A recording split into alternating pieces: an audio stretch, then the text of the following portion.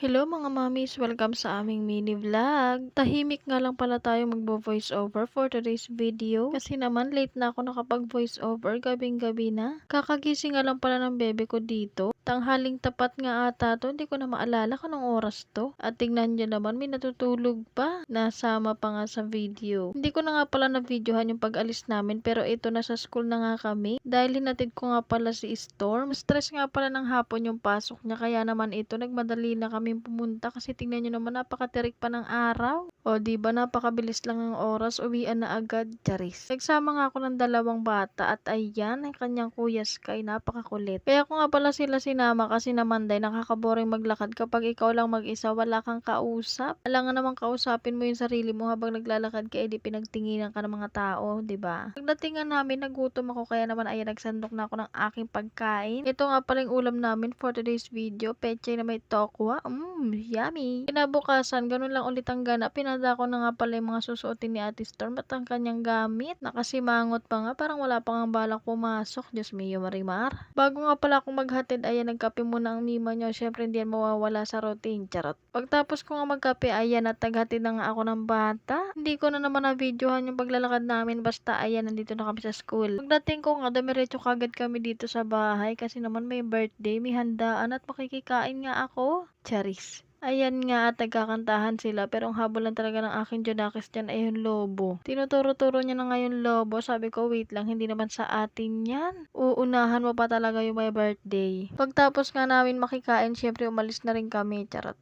Ito na nga ang ganap ng aking Jonakis pagtapos makikain. O diba napagiling-giling pa nga o napakalambot. Sino ka dyan? Alam nyo na kung kanino nagmana. Charot. Nabusog ka naman anak. Anong nangyari sa'yo? Charis. Yan pa nga ang corona. Baliktad pa nga ang pagkakasuot. Diyos ko po. Hinayaan ko na lang dahil kapag kinuha ko iiyak. Pahirapan na naman sa pagtahan. Kabalik na nga pala kami dito sa kabila. At ito naman ang kanyang nakita. Ang kanyang gagamitin sa kanyang second birthday. O diba napakabilis lang ng panahon. Grabe nga at napakabilis nga ng panahon. Ang laki-laki niya na talaga at malapit na siya mag-2 next month nga birthday niya na.